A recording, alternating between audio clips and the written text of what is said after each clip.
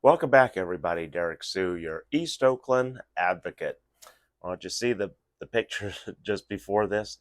That was an actual dog bite that, well, those of us with dogs, we're sometimes going to experience being attacked, or without our pets, we could be attacked. And so that's what I want to talk about today, because this morning we had a very horrific incident where uh, a homeless person's pit bull got loose and attacked one of the neighbors while he was walking his dog, his German Shepherd. And um, this dog gets loose quite often, and unfortunately, City of Oakland Animal Control has not done the right thing in most cases. Animal control should have taken away this dog months ago. It's bitten a number of people in the neighborhood. It's bitten and attacked other dogs very seriously, and the fortunately, what he's attacked so far has been other large male dogs. But if it's a small dog, you know, he's going to kill it because today a German Shepherd, this dog nearly killed this German Shepherd. He had him by the throat. And so it took three of us to separate that dog, and it took a lot of different methods, including a metal baseball bat upside the head of this pit bull. And so I'm going to talk about a few things that from my past experience that have worked for me and have helped me avoid getting attacked by dogs that are known biters. Not necessarily guard or protection dogs, but just dogs uh, have a natural instinct or what we call a prey drive, Prey, like small prey, vermin, and food for when they were wild.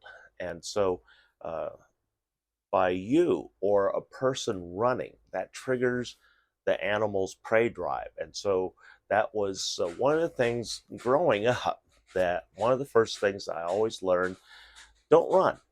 Don't run from the dog because you're going to trigger the prey drive. And so that's what I like to tell folks also. And I understand there are a lot of folks that are truly terrified of dogs for good reason, because in the past, here in America and all around the world, dogs have been used to hunt humans, and dogs hunt, and they can find us. We can see that every day in our everyday in policing. We see police dogs, military dogs, and so search and rescue dogs. So dogs are a very valuable asset for all of us if they're used properly and trained properly. And unfortunately, like I said, that homeless person with that pit bull, the neighborhood's going to take some serious action on this because he's a car thief. Uh, uh, right now, he's back in jail because he got caught again. And so uh, we're going to try and have animal control take that dog away, get him out of the neighborhood. And then, like the last time when he was put in jail, we had that motorhome, which was stolen. The last one was stolen. This one that he's been in for over a year has been stolen, and the city of Oakland does nothing. And so, this is why you have so much crime, because city of Oakland and Oakland Police Department aren't doing their jobs, and Shang Tao is definitely not doing hers. Because here we are, we're in our second month of ransomware being held hostage. And now we're finding all sorts of past and current city employees and businesses having serious credit and identity theft issues. And so uh, these are all serious things. But anyway, back to dog biting.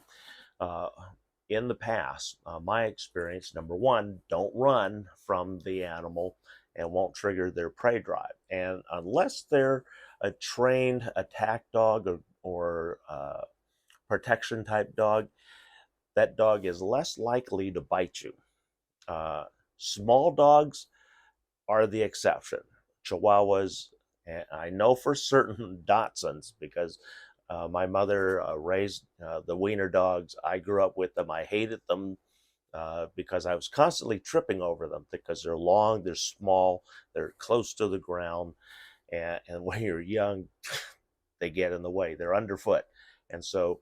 Uh, but every one of them are very aggressive. The wiener dogs, the Dachshunds, my mother had all miniatures, and these were like angry little hot dogs, and so uh, they they bit people.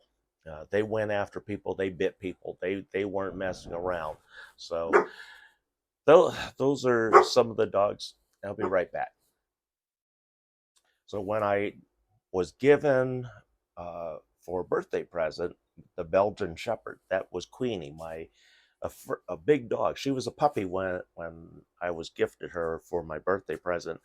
I was 8 years old, and she was first dog that I was going to be fully in charge of, and so I was in charge of feeding her, cleaning her, taking care of everything, and training her, walking her. So I started early, and that helped set me up with knowledge on how to work with dogs, and also professionals that worked with me, and my dogs over the years. Because I've had a lot of friends, and I've even had neighbors who were professional dog trainers. And my father, he lived only 3 doors away from a professional dog trainer, and that dog trainer was for a bad rap. She was one of their top trainers, and one of the things that I can say, she really hated my dad's dog because when he got out, he ran the neighborhood. That was a husky. Bad choice on my dad's part for a dog that is high energy, and my dad could not control them because my dad wasn't high energy. It When I moved back in, I outsmarted the dog because whenever he got out, he'd get loose, he'd run for an hour. Huskies have a lot of energy, and unless you're willing to put in a lot of running time and a lot of time to uh, dispense or dispel some of a lot of their energy, they can be a real nuisance. And so what this dog loved to do was he liked to ride in my dad's car. So what I would do, bring my dad's car around to the front of the house, leave the doors open. Hey, he come running back, he hop in the car, he's waiting for his ride. And so that was one of the things that I used to outsmart that dog. He was a very intelligent dog, just very hard headed. But anyway, um, the trainers that I had a trainer for my hunting dog Smokey, and I trained him for bird hunting. I had DoD training with Pandora and Mary, who were, they worked as a team. Mary was not an aggressive dog. She worked great as a search and rescue type dog, but she was not an aggressive type dog, even though she did learn some aggressive maneuvers, but she never bit anybody. Pandora, on the other hand, yeah, that she was not a problem with her aggression. She was a American Staffordshire Terrier, and Amstaffs are very intelligent. This was one of the smartest dogs I ever worked with, and far smarter than my hunting dog Smokey. My Smokey was black lab. He's a good dog. There's Black labs are smart dogs, but you have to really work with that type of dog on your training. And with bird hunting, it took me nearly a year and a half to get him to where I knew he would perform well in the field. He did well with pheasant, but then when it came to duck and geese, it took some time, and it wasn't. Uh, uh, it was a very dangerous situation that for that dog because he was always interested in the big flash that came out of my shotgun. And so he would dive back towards my shotgun, and one time I almost ended up shooting him. So we had we dealt with that, and he was fine. He lived to 10 years old. That's one of the downsides of larger dogs. Larger dogs live shorter lives, period. um, Rottweilers tend to be 8 to 10 years, Great Danes about 8 years. If you're really lucky, they might get to about 10. Smokey, he was a big black lab, 105-pound black lab, and he passed away, or he died when he was 10 years old. But there was uh, story that goes with that one. He was a victim of food poisoning by the pet food industry, and that's why I stopped using over-the-counter pet foods for the most part, and cook for my all of my animals since losing 2 dogs to that poisoning. And that poisoning happened back in let's see, that would be 1990, when I still had Smokey. That's when he passed away. My mother called me to let me know that something was seriously wrong with my dog and that I needed to come and take a look at him. And an hour after I left, he passed away. And so dogs are very loyal to you. Uh, he stayed alive uh, until he could say goodbye to me and I could say goodbye to him. He was a great dog, very good hunting dog, great with the family. If you ever want a good dog for the family, black labs are great, along with chocolate labs and yellow labs. They're all great dogs. They're very family oriented, great with kids. Uh, Reasonably intelligent sometimes. My next door neighbor would probably question that, because they had a yellow lab, and every year when they went up to Shasta Lake, that dog would get sprayed by a skunk every year of his life. And so maybe not the smartest dog in that sense, but anyway, getting back to training. Another tip: if a dog is charging you and you know the dog's name, call out the name. And 9 out of 10 times that dog's going to stop. Oh, it's like, oh, oh, oh, you know me, that type of deal. And so that stops a lot of dogs. I can give you an example of that, where I was on a job site, and this client that I was working on a rental, and the renter uh, had a big, I mean, big pit bull Rottweiler mix. I mean, this was a very large dog, and much like my dog Mama, about 105 pounds, 110 pounds, big dog. And um, the dog's name was Destiny, and the dog had already a reputation in the neighborhood of biting people. And people that came over the fence, the dog got, and even the police were afraid of this dog. And so anyway, I'm going about my business, working in the yard. I'm up on a ladder, and then I hear woof. I turn around, I look at the dog. For me, it's not a panic thing. It's not a big deal. The dog didn't charge, so the message to me was that the dog was not a trained attack dog. It had no intentions, but if I triggered its prey drive, I could be in trouble. So I was doing everything that I know and that I grew up around dogs, and aggressive dogs like that. And so I just say, "Hey, what are you doing out? Destiny, how did you get out?" And then the dog's like, "Oh," literally. I mean, the dog went, "Whoop," like, "Whoa." And I come down off the ladder, and instead of running or taking off like a dog might expect, I was slowly walking to Destiny, the dog. I said, "Destiny, come here, come here." And the dog's confused. It's like, "I don't know you, but you know me." And so instead, um, that made the dog back up. And soon after, by the end of the day, we'll just cut to the end of the story. Homeowner was kind of upset because not the homeowner, but the renter was upset that me and his dog Destiny, the the biter, we were sitting out on the back porch. I had my arms around the dog. Dog's my buddy, and say, "Hey, what in the hell is going on?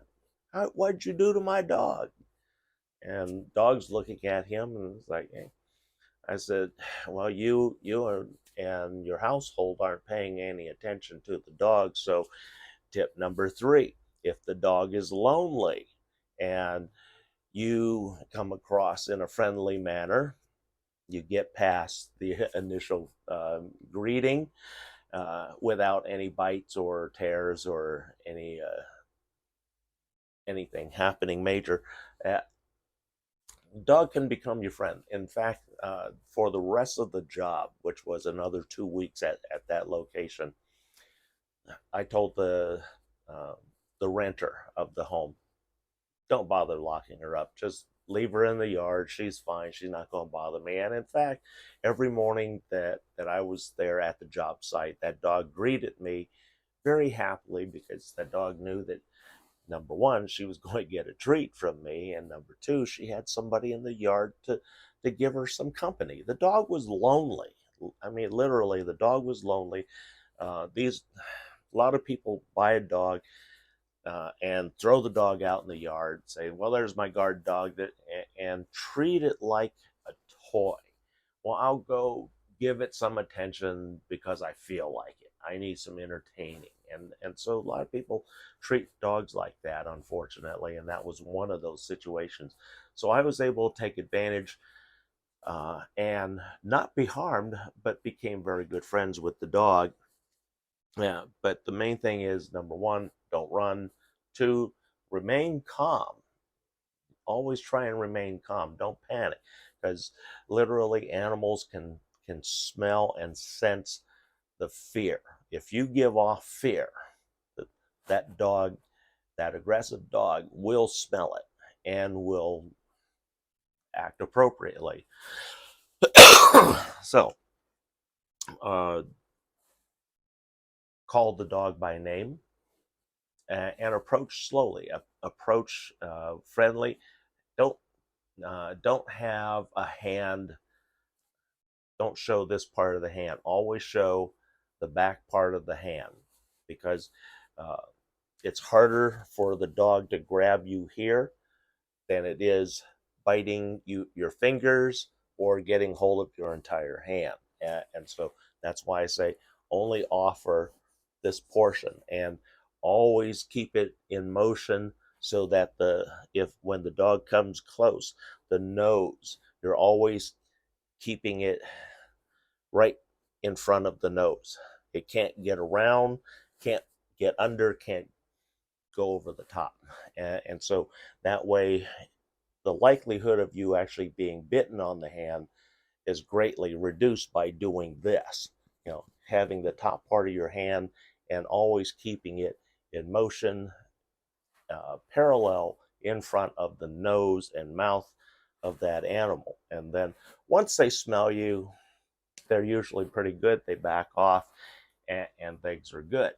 Uh, just always try and remember, don't run. Try not to panic, and definitely don't run.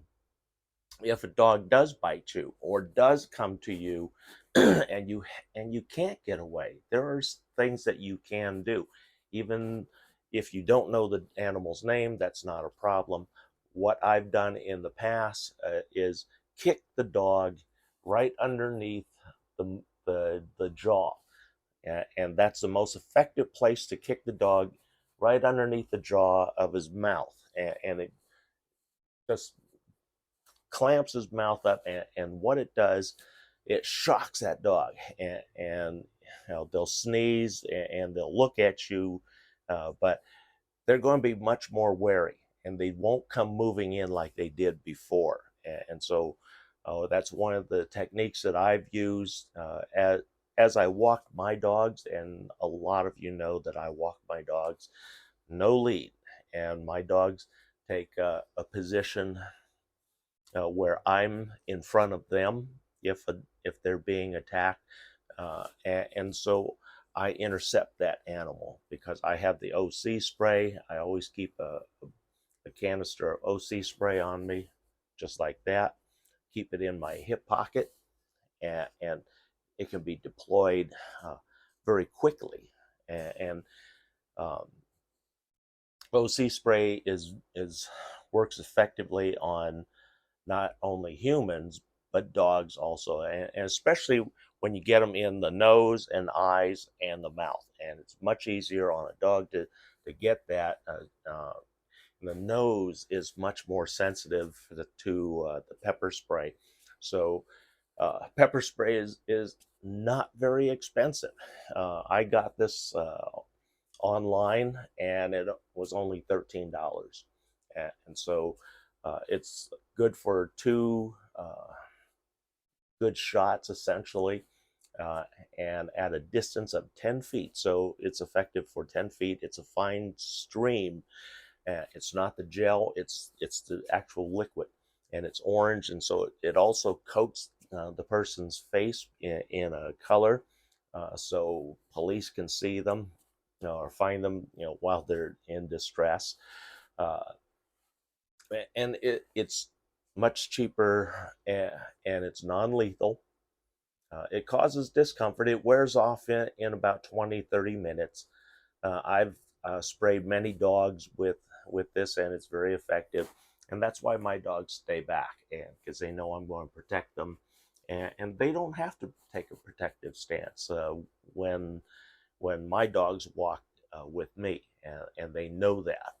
And that's one of the important things of having spending time with your animal, so that they can build up the trust and understand and know that they can rely on you to protect them when the time is needed. So, uh, again, most dogs aren't biters unless they're trained like police dogs and military dogs. So they're not as likely to bite you. The larger dogs. Queenie, my dog, when I was small, what what the neighborhood finally learned was that the big dog don't worry about. The little dogs worry about, because the little dogs, they bite. Big dog, she run up to you and she'll sniff you. And if you don't panic, she's cool. And so that's my advice to you. And that has held true for me. And I've known a lot of aggressive dogs. I've known, well, not known them, but uh, intercepted them, and also like today, during that dog fight, it took three of us to break that pit bull's bite from that German Shepherd, and that German Shepherd was fading because he had him by the throat. And the German Shepherd is a neighborhood bully and instigator, and this pit bull got loose and thought he'd going to teach him a lesson, but unfortunately, the pit bull was in the wrong. The German Shepherd was in a right, because he was on a leash and being walked by his owner. So, um, calling the dog by name, a lot of times, like I said, will halt them in their charge at you, because they're now, it throws a question into their mind. I must know them. They know me. So that's one of the things that you can use. But anyway, breaking up a dog fight, one of the worst things that you can do. You saw the picture at the very beginning. That was me breaking up a dog fight, and unfortunately, that dog fight where that injury took place inside my shelter, and I was watching another dog when another pit bull came into my shelter, and then the fight was on. And one of the things that you don't want to do, uh, is grab them by the collar, because that's 100% guaranteed you are going to get hurt. And I say that because I've been hurt many times. One of the worst ones was when a pit bull had one of my dogs and was trying to break their neck. And the, the crushing force of the dog's jaw had my thumb. I jammed my thumb into the dog's corner of its mouth so that it couldn't completely close all the way. But the power, I mean, the sheer power of the clamping force on a pit bull was incredible, because this thumb literally looked like a cartoon character. It was flattened out. It was so flat. I thought, they were going to just cut it off. It was so flat and thin at the hospital, but they said no. It'll come back. It'll restore itself. It just be a while, and it did. But it took a month for the hand to heal, and they couldn't put any stitches in, from where it literally broke the flesh all the way to the bone, and because they said if they did that, an infection could set in, and so they just said keep it clean, change the gauze and the bandaging regularly until it heals, and so uh, that's one of the things that I also want to say is that uh, don't grab them by the collar. One of the best ways to grab uh, fighting dogs is by the two hind legs and pull backwards. And you have to have somebody with the other dog also with the hind legs and pulling backwards. And so that's the safest way. Another way, the dog that actually has the bite, where it's biting the other dog and won't release.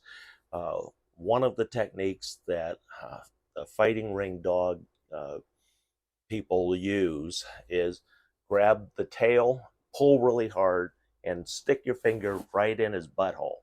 I mean, hard. And 9 out of 10 dogs let go. Yeah, they they let go. I would too. All of a sudden, you're in a fight, and then all of a sudden something's going where it's not supposed to be. Yeah, you're going yeah, and dogs do the same thing. And normally it works. Today it didn't work.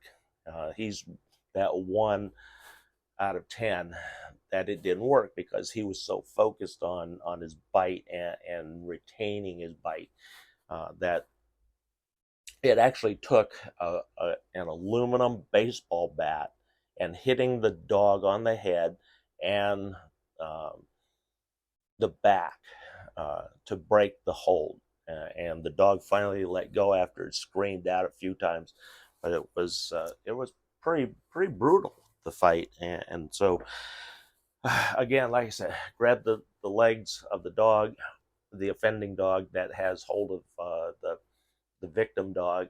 That's the one where you stick the finger in his butthole and hope that he's 9 of 10 and releases. And then once that release, drag those dogs apart very quickly, grab hold of their collars, get control on them.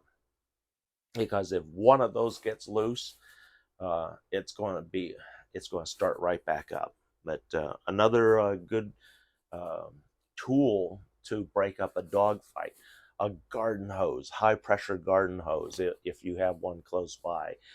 Another item that works 100% of the time, a fire extinguisher. Dry chem fire extinguishers work immediately and are effective and won't hurt either of the animals. You can buy a small one about the size of a 1 pound emergency fire extinguisher. They're not very big.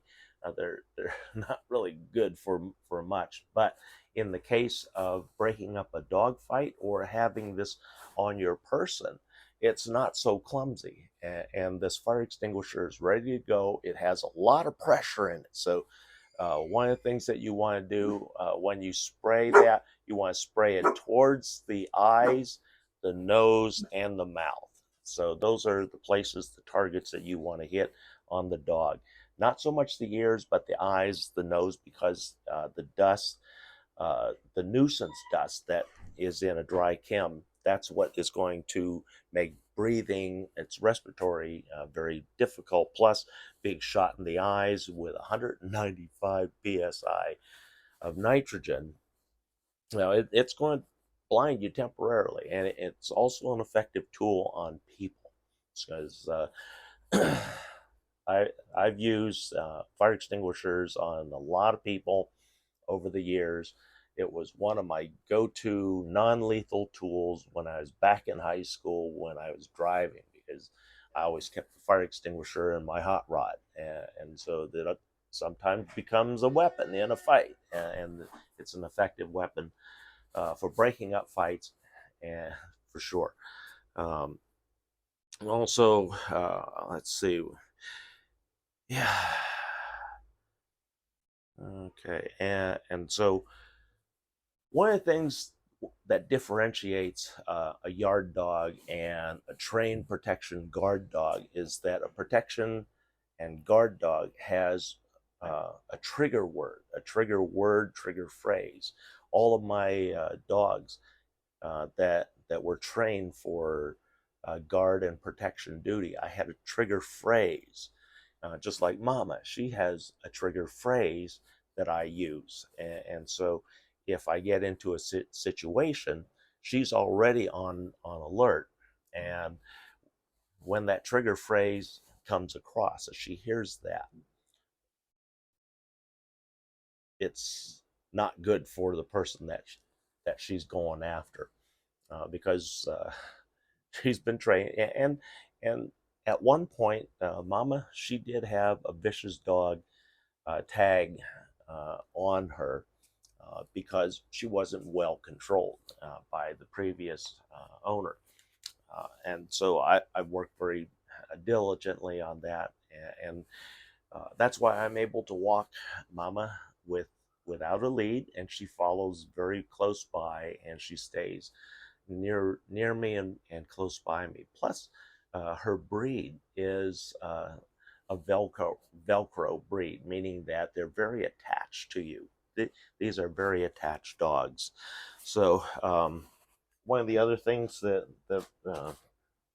I wanted to mention, uh, to help the dog, uh, I prefer a very wide collar on the for the neck. I don't like harnesses, and Mama is a very big, powerful dog, and so if you have a big, powerful dog, you don't want a harness, because then that just gives the dog more power and can overpower me, and that's not what I want. And why this is why I have voice command, so I'm not likely to be injured by my dog if she gets out of control. And the wide collar does two things. Number one, it spreads that pull around the neck in a more even, a wider fashion, so that if you have to restrain the dog and the dog pulls too hard, you're not going to be cutting off its breathing, its trachea, and closing up its trachea, because you have a little narrow collar. I have a big wide collar, so that it's not possible. And then the other purpose is, like today, if the dog is attacked, number one, she has some protection around her neck. And then the second thing that I make sure that I do, because all of my dogs are well trained, they are also trained that they can back out of that collar. I don't keep the collar uh, at the three finger width tension. And so, you put when you put the collar on, you're supposed to be able to put three fingers in between the collar, and the dog should be very comfortable, but it should be snug. But I don't have that. I have the collar set in a fashion where, if the dog is in a situation where it needs to back out of its collar, it absolutely can.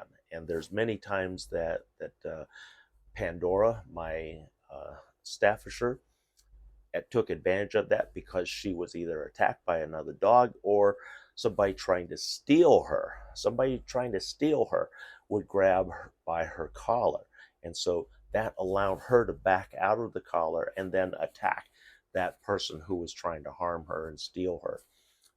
And then also it works because uh, many years ago, a family member, their dog, uh, we had gone up into the restaurant from the boat, and the dog, while we were in the restaurant, jumped off the boat, but then couldn't, was hanging, literally was hanging because there wasn't enough lead given to it. There was enough lead for the deck, but the dog jumped over the rail and was literally being hung on the side of the boat and choking to death. And it was another boater who helped rescue the dog.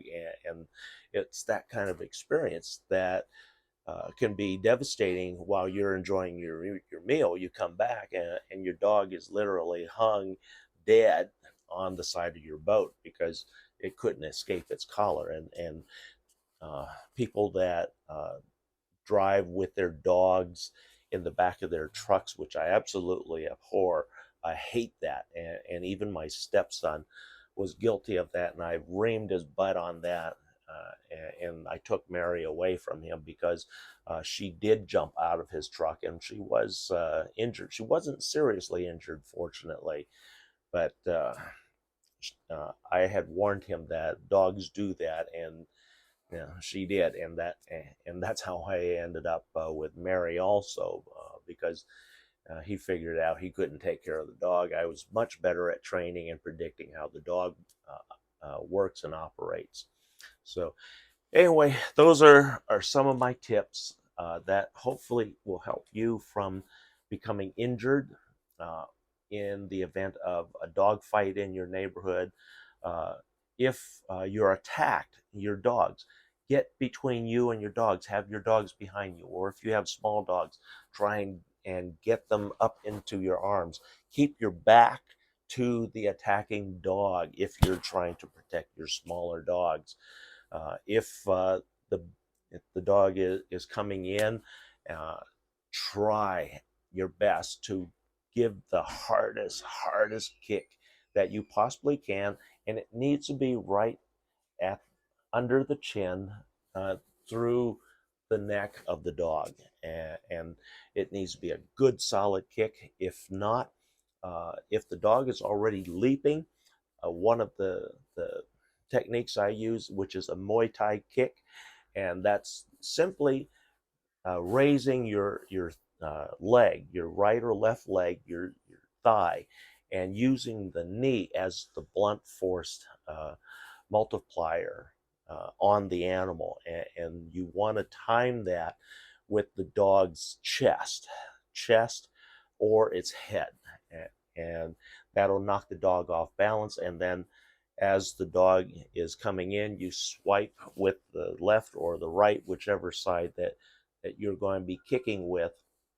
And then that way that pushes the animal away. And I've used it quite often in the past. I don't have to use it that much because I don't walk that far anymore. But these are tools and pieces of information that hopefully that keeps you safe. And dog bites are very painful, and it takes time on that. Uh, where my finger was really injured, that pit bull was one of my previous landlords, and running an illegal pit bull operation. So there are people that shouldn't have dogs, and then people that are really good with dogs. People that abuse dogs, I don't like. I love my animals. You know, there's been so many times, especially when I used to have Pandora, my small Amstaff. People were always asking, "Why you want to fight that dog? Those are dogs that are really good." If I said, "No, I don't fight dogs. I'm not a dog fighter. My dog is a family member. That is a family member. I treat that dog like it was my son or daughter, and I feed them like they were my son or daughter. I treat them with respect, like they were my son or daughter. And so hopefully that's helpful for you. And please be safe, as dog fights and dog bites are very serious. Uh, and one of the things that I can say that I did leave off at the top, uh, dog bites are much cleaner. I've actually been in the hospital where I was bitten by a cat, and in a short amount of time, the bacteria in the mouth of the mouth of the cat, it had punctured this portion of my hand with its teeth, and infected me with its bacteria that was in its mouth, plus anything that it had killed that day, was now in my bloodstream. And uh, I came within 24 hours of losing this left arm because of that cat bite. And that was back in 2004, shortly after I had well, actually 2003, because I had just gotten Pandora, and the cat was the cat that came with the house, uh, who had lived its entire life there. It was one of my uncle's cats, and so it lived its life there, and it was painful. Dog bites are painful. Dog fights are painful. Being attacked by a dog is one of the worst and scariest things that can be that you'll ever experience. And uh, having a pit bull or a Rottweiler or a large dog coming at you is terrifying. And I know that because I've had that and I've experienced it. And that's why I carry OC spray. I use my Muay Thai kicks and martial arts whenever possible. And I try to make sure that my dogs stay behind me, and that they know that I'm going to do everything possible to protect them. But if uh, the attacker gets by me, they will go ahead and do what they need to do. Thanks for joining me today. We'll be right back. Stay safe.